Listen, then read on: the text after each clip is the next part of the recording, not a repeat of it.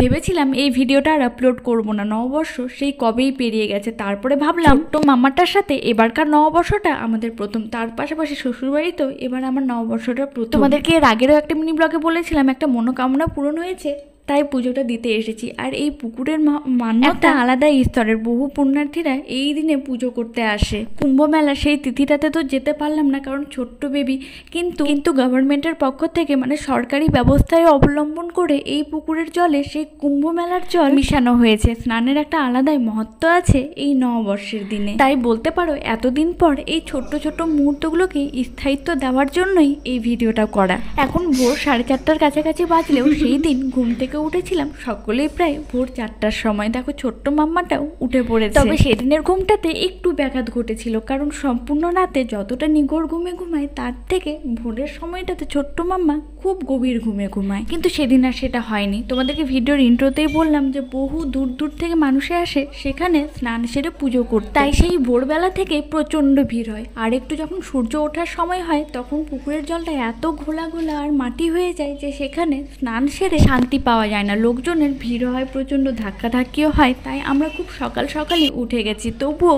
লোকজনের আনাগোনা প্রায় শুরু হয়েছে। নববর্ষের এই স্নান পুজোকে কেন্দ্র করে এখানে একটা বিশাল আকৃতির মেলা হয়, সেটা হলো শিরুয়া মেলা। প্রায় 8-10 দিন ব্যাপী এই মেলা দর্শন করতে আসে অনেক দূর দূর থেকে মানুষ। ব্লগ ভিডিও সেভাবে না করতে পারলেও মিনি ব্লগ শর্টসের মাধ্যমে তোমাদেরকে একটু একটু করে মেলা দর্শন করিয়েছি। আশা করছি একটু হলেও তোমাদের ভালো লেগেছে।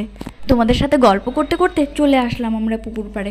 দেখো এখনো সূর্যি মামার দেখা পাইনি, কিন্তু স্নানের পর্ব শুরু হয়ে গেছে।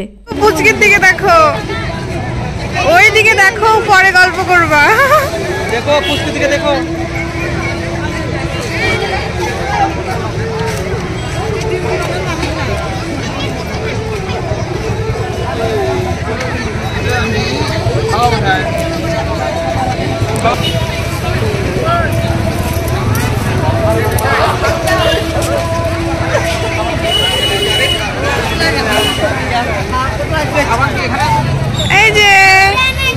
এই যে শোনো মাই দিকে দিকে দিকে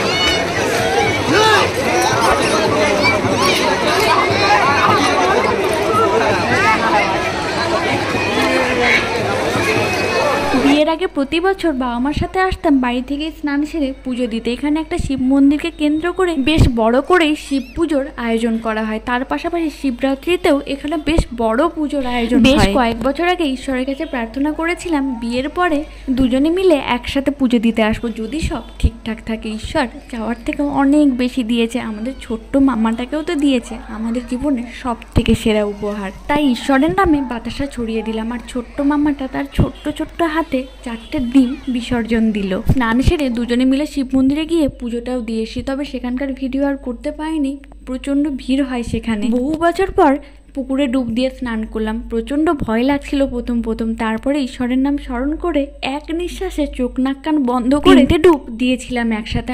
আর তবে আমার একটা কথা মনে পড়ছে, আমি যখন ছোট ছিলাম, মানে আমার ঠাম্মি যখন বেঁচে ছিল, তখন ঠাম্মির সাথে এখানে আসতাম পুজো দিতে।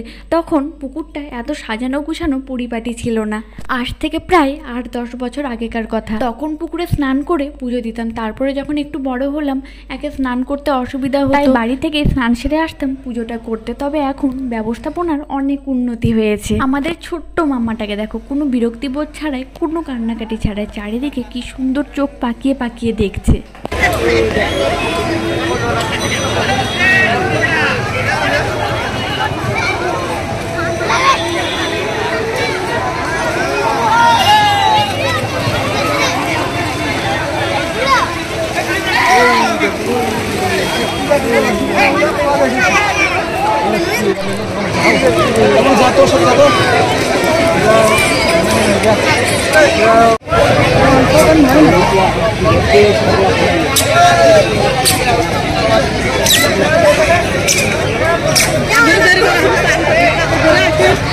এই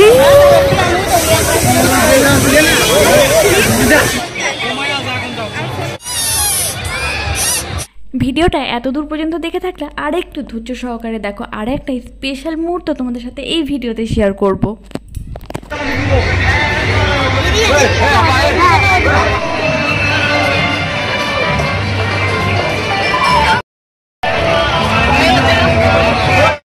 যে শিব মন্দিরের পুজোর কথা তোমাদেরকে একটু আগে বললাম, এটা হলো সেই শিব মন্দির।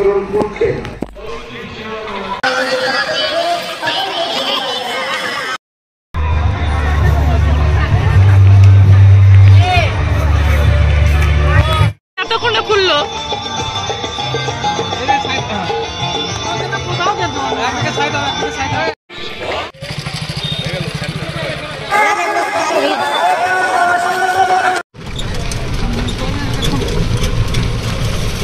মেলা দর্শন করে চলে আসলাম এবার আমরা বাড়িতে। এখন প্রায় সকাল 7টা সাড়ে 7টে বাজবে। তবে আমরা যে সময়টাতে গিয়েছিলাম সত্যি অনেক ফাঁকা ফাঁকা ছিল। এখন মানুষের যাতায়াত শুরু হয়েছে। একটু রেস্ট নিয়ে ফ্রেশ হওয়ার পর চলে আসলাম আমরা আমাদের দোকানে। একটা স্পেশাল কাজ এখনও বাকি আছে। নববর্ষ উপলক্ষে, দুর্গাপুজো উপলক্ষে আমরা দুই বাড়ি মিলে অনেক বাজার করি, কিন্তু এই বছর আর সেই রকম হলো না কিছুই। কারণ সকলেরই একটু শরীর খারাপ, একটু অসুখ বিসুখ, একটু সমস্যার মধ্যে আছি আমরা সকলেই। কিন্তু বিয়ের পর প্রথম নববর্ষ বা আমার সাথে এই দিনে একটু দেখা তো করতেই হয়। তাই রিয়াংশী ফ্যাশন থেকে রিয়াংশীর মামার জন্য অল্প একটু উপহার নিলাম। এতদিন তো বাইরের দোকান থেকে অনেক শপিং করেছি, কিন্তু বিশ্বাস করো নিজের দোকানের জিনিসপত্র হাতে ছুঁয়ে নেওয়া, সেটা উপহার দেওয়ার মধ্যে একটা আলাদাই অনুভূতি আছে। তবে এত বড় হয়ে গেল, ভাইকে আজ পর্যন্ত যেটাই উপহার দিয়েছি না কেন ও কিন্তু কোনোটাতেই কোনো অবজেকশন জানায়নি।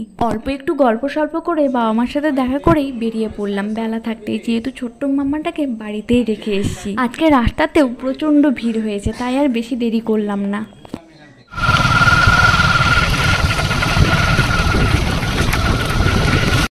তাহলে আজকের মতো ভিডিওটাও আমি এখানে এন্ড করলাম। সকলে ভালো থেকো, সুস্থ থেকো। এতক্ষণ ধৈর্য সহকারে ভিডিওটা দেখার জন্য তোমাদের সকলকে অসংখ্য ধন্যবাদ। চ্যানেলে নতুন হলে চ্যানেলটাকে সাবস্ক্রাইব করো। ফেসবুক পেজকে ভিডিওটা দেখে থাকলে পেজটাকে ফলো করে পাশে থাকতে পারো। আবার দেখা হচ্ছে নেক্সট নতুন কোনো ভিডিওতে। ছোট্ট একটা লাইক এবং কমেন্ট অবশ্যই করে যেও।